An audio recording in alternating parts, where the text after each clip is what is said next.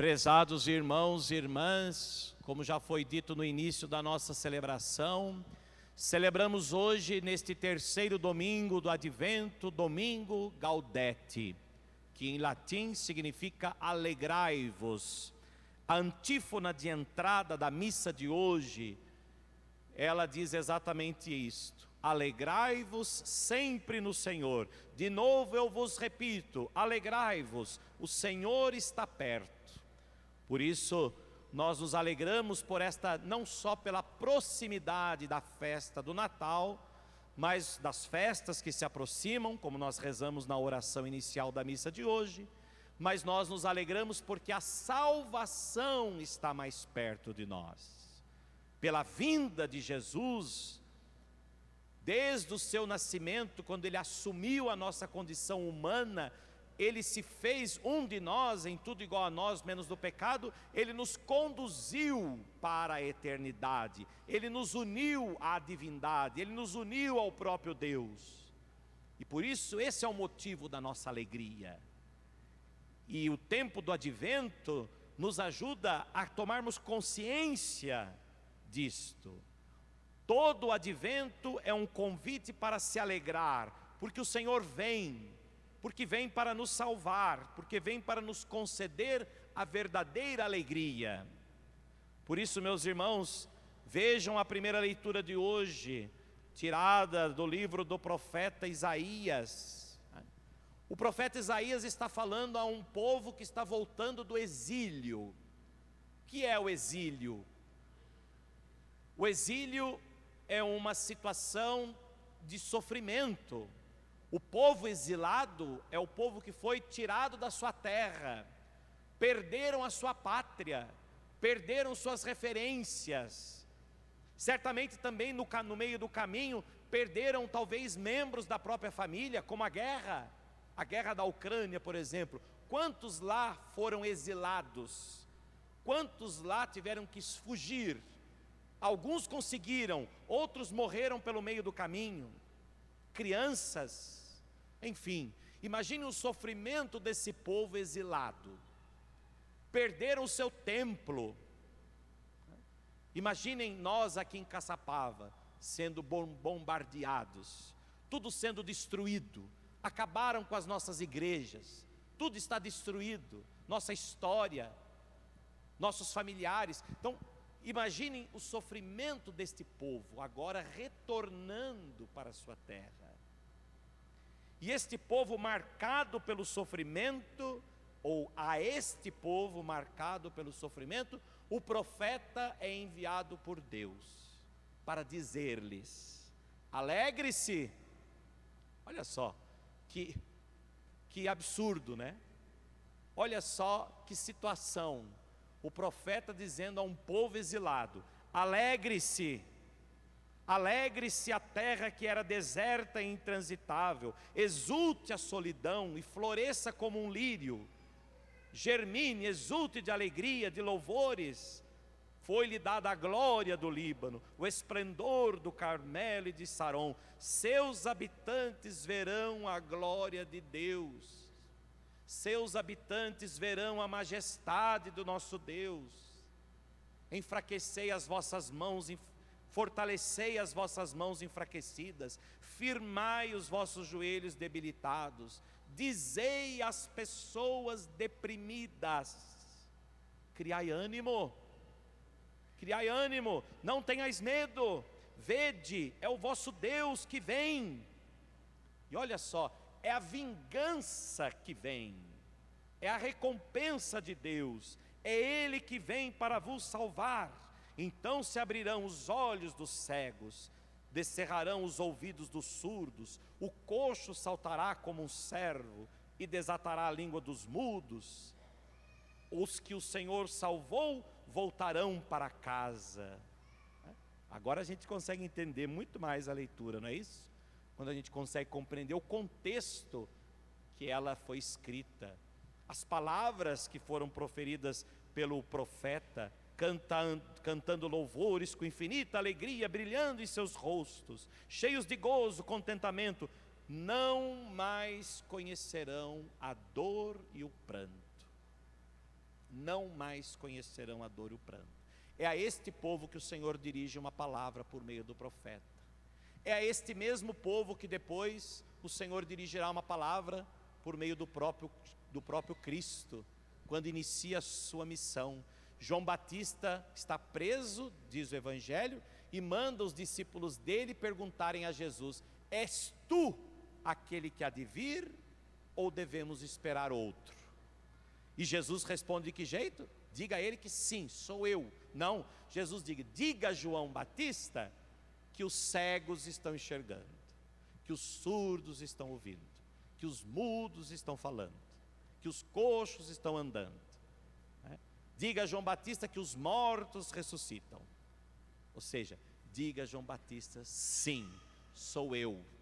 É o que disse o profeta Isaías, é a salvação que vem, é a alegria que vem, é aqueles que de fato reconhecerão na vinda do Messias a alegria, o gozo, o contentamento.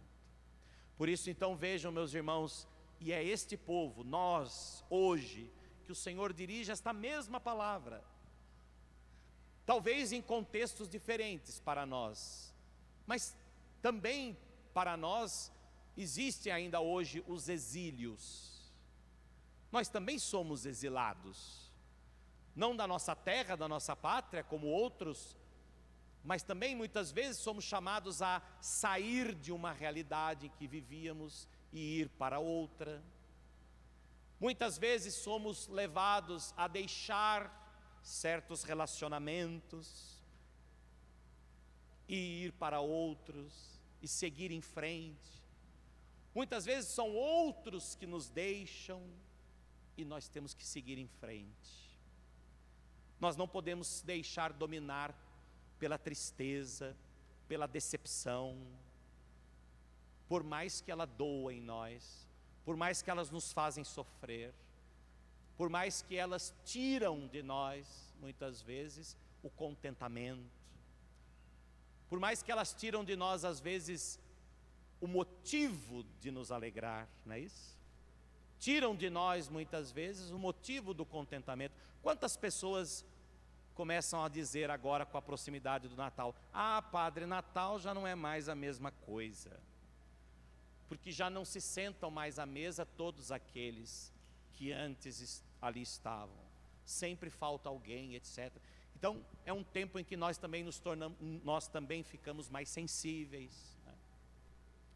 Porém, meus irmãos, a nós o Senhor diz: alegrai-vos, alegrai-vos, alegrai-vos, porque a salvação de Deus está próxima, porque Deus vos salvou.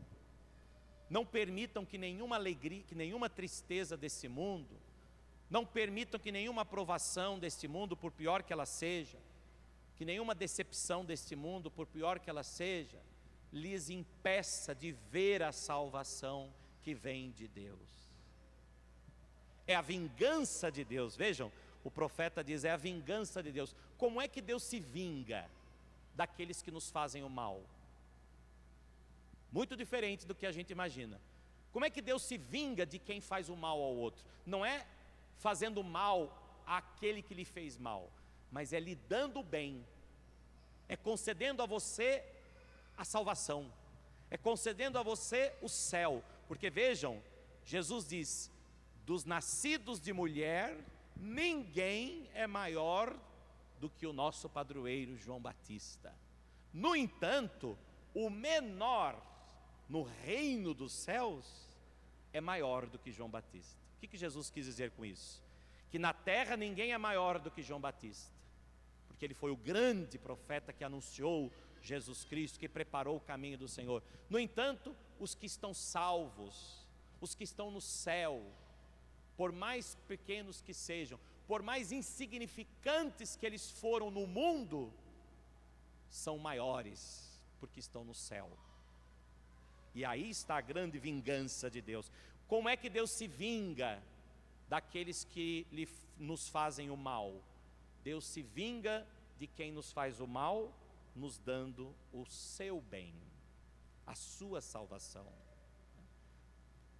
Como é que Deus se vingou, né? Se é que podemos dizer que foi Deus quem se vingou, mas Lembram, há muitos domingos atrás, quando nós ouvimos aquela parábola do Lázaro, do pobre Lázaro e do rico, que não se importava com nada, que não buscava Deus enquanto tinha vida aqui na terra, etc, etc. Morreu o rico, morreu o Lázaro, o pobre Lázaro foi para junto de Deus.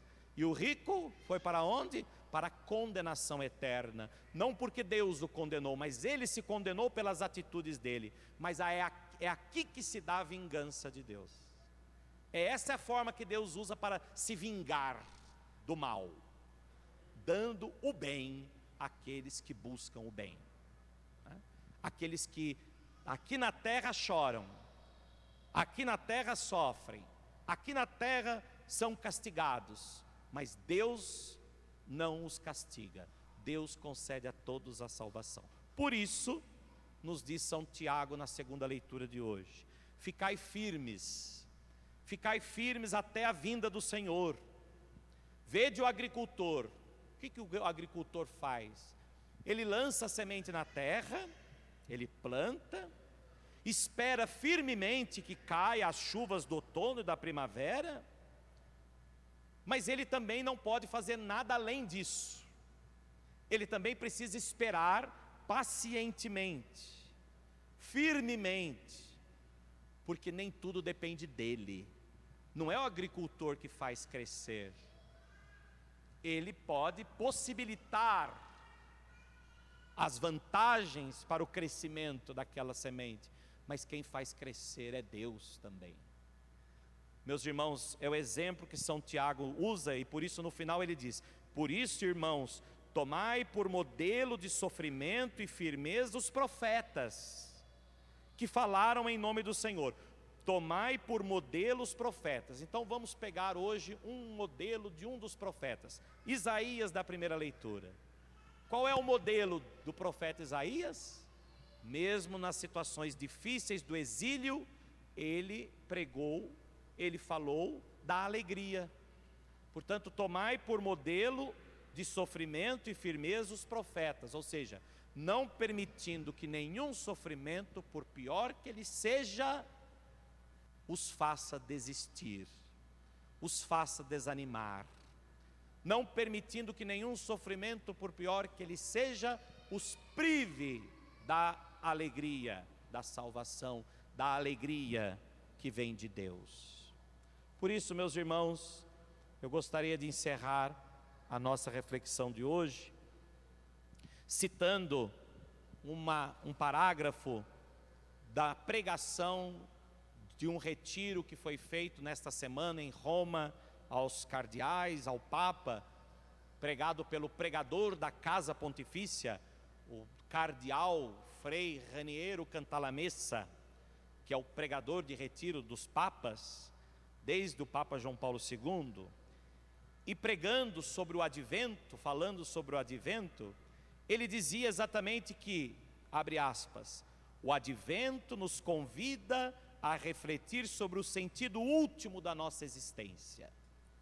Uma coisa é comum a todos: o desejo de viver e viver bem. Todos nós desejamos viver, e todos nós desejamos viver bem.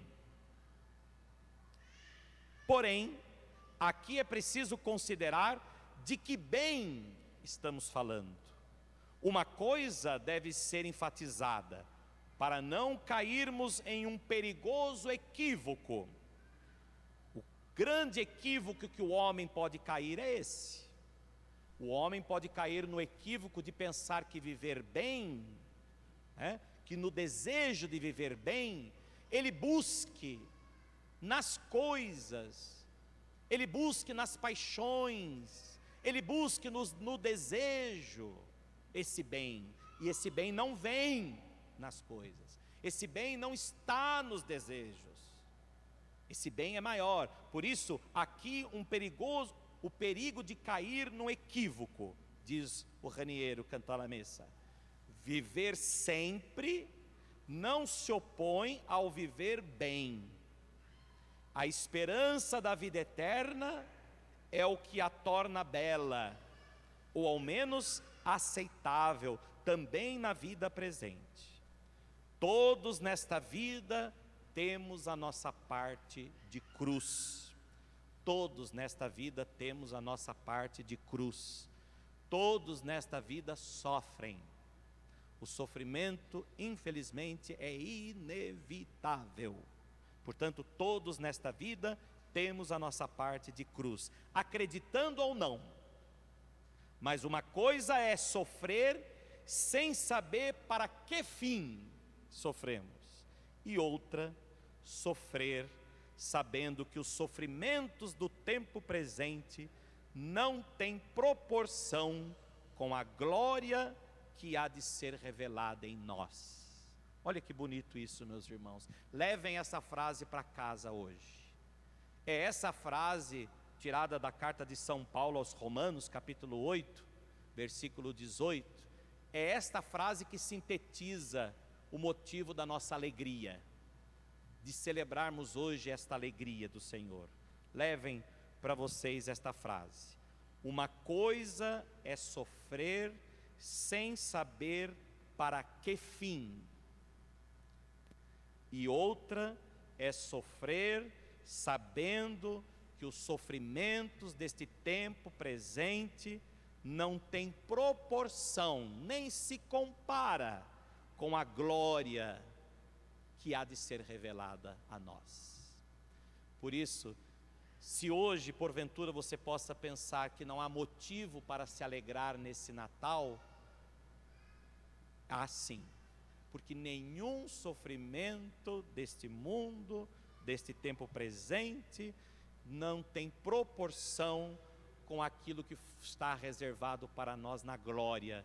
E aquilo que está reservado para nós na glória é justamente aquilo pelo qual o Cristo nasceu, viveu, morreu e ressuscitou, que é a vida eterna. Portanto, meus irmãos, alegrai-vos, alegrai-vos, porque o Senhor chegou, porque o Senhor virá. Alegrai-vos sempre, eu vos digo, alegrai-vos no Senhor. Assim seja. Amém.